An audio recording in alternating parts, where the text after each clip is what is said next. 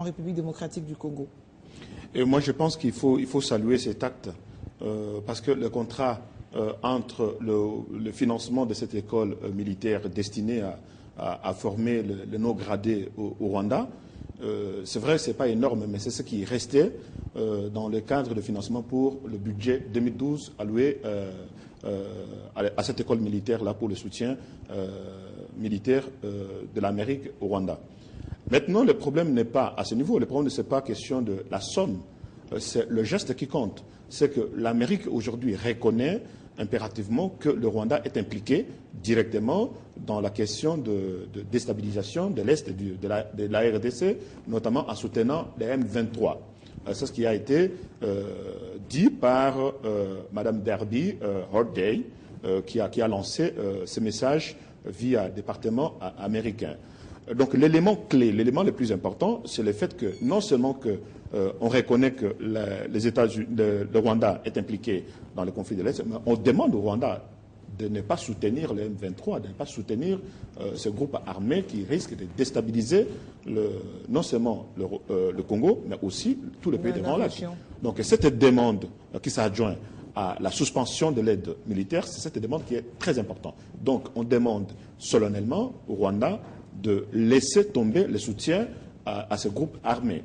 Donc je pense que là, c'est une reconnaissance réelle de la question, parce que déjà, les experts des Nations Unies ont déjà reconnu par plusieurs fois que le M23 recevait de soutien directement par le plus haut gradé du Rwanda. Le nom de Charles Kayonga était cité, le nom de James Kabarebe était cité dans les rapports. Moi, je pense que maintenant, tout est déjà mis sur table et clair que ces autorités doivent cesser leur soutien au Rwanda. Oui, donc, mais selon vous, c'est quel impact que ça va donner ici en République démocratique du Congo? Impact incessant, hein? Non, mais je pense que déjà, nous avons déjà gagné sur le plan diplomatique.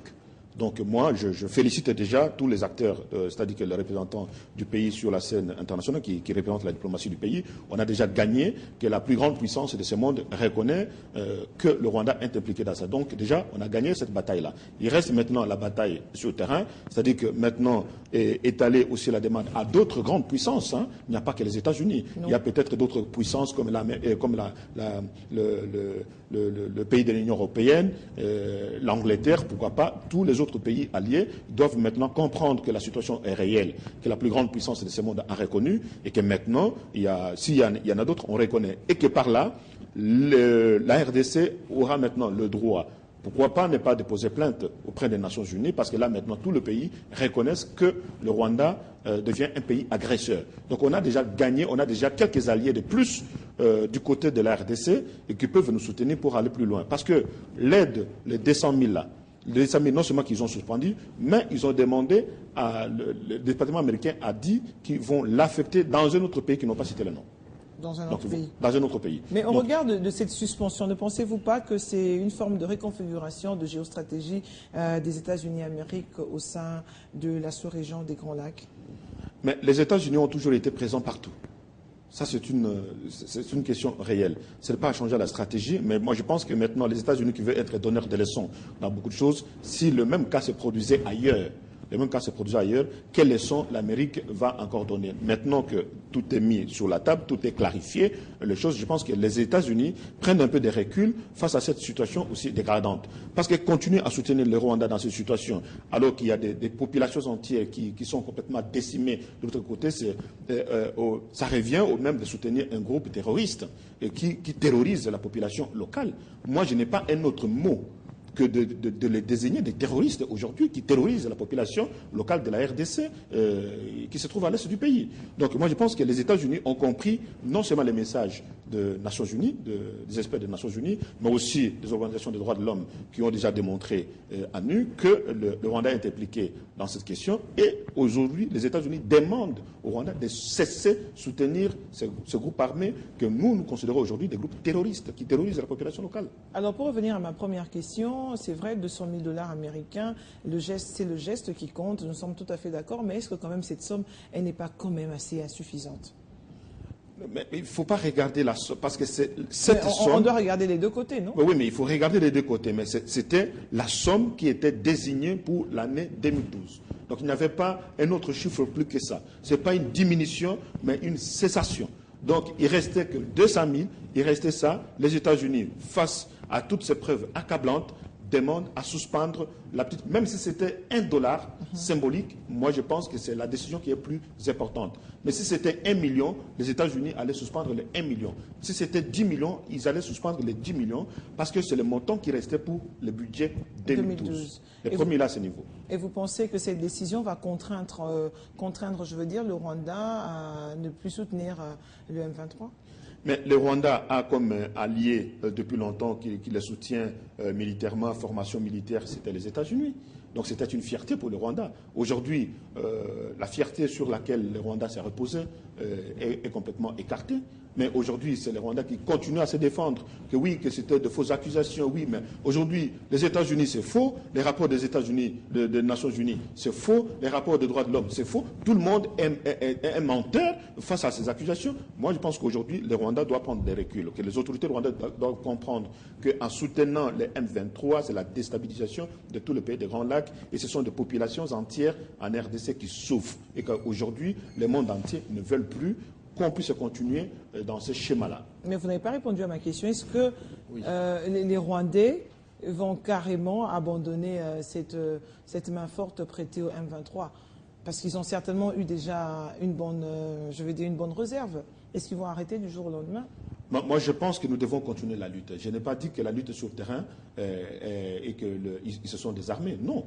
Je dis que nous avons gagné la bataille diplomatique. Nous avons gagné la bataille diplomatique. Aujourd'hui, nous avons un allié de plus qui est les États-Unis, qui reconnaît que le Rwanda est impliqué dans le cadre de l'agression en RDC. Mais maintenant, sur le terrain, sur le plan militaire, il faut que nous puissions continuer à soutenir notre armée qui se bat sur le terrain. Là, il ne faut pas se voiler la face. Peut-être que la bataille continue, le combat continue, mais à un moment donné, le Rwanda sera essoufflé. Parce que non seulement qu'il est doigté du doigt par toutes les grandes puissances de ce monde, mais et en même temps pourrait peut-être à la limite être essoufflé militairement. Pour dire, bon voilà, il n'y a plus de provisions militaires, il n'y a plus d'armement, et qui nous soit fourni de la part de grandes puissances. Aujourd'hui, il faut quand même arrêter et emboîter les pas de la diplomatie pour qu'il y ait cette stabilité dans le pays des Grands Lacs. Donc, sur le plan diplomatique, oui, moi je dis, RDC a gagné la bataille diplomatique. Mais sur le plan militaire, il faut continuer à se battre sur le terrain de façon à récupérer, ne serait-ce qu'un iota du territoire national qui a été conquis par le rebelle soutenu par le Rwanda. Donc, on peut dire que les États-Unis d'Amérique acceptent cette implication du Rwanda dans la guerre à l'est de la République démocratique du Congo. Aujourd'hui, les États-Unis dénoncent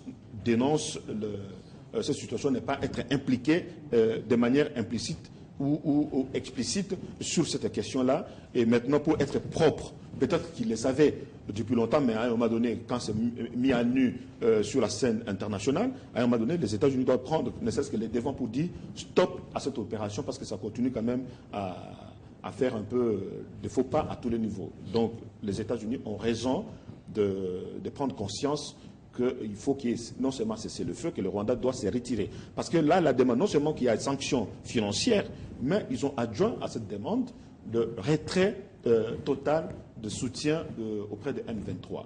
Nous savons, vous l'avez dit aussi tout à l'heure, que le Rwanda nie tous les rapports, c'est la dernière question avant de nous séparer, que le Rwanda nie tous les rapports lancés contre lui, que ce soit avec les États-Unis, l'ONU, l'Union africaine, ainsi de suite. Mais est-ce qu'on peut aujourd'hui, en fait, est-ce que le Rwanda pourrait subir des sanctions vis-à-vis de ce terrorisme, pour emprunter votre terme, de ce terrorisme qu'il a infligé à la République démocratique du Congo? Oui, mais moi je pense que ça dépendra maintenant de notre façon de nous activer sur la scène internationale. C'est-à-dire que là maintenant, nous avons des alliés de taille, comme les États-Unis, comme les Nations Unies et les experts de droits de l'homme, l'Union européenne. Là maintenant,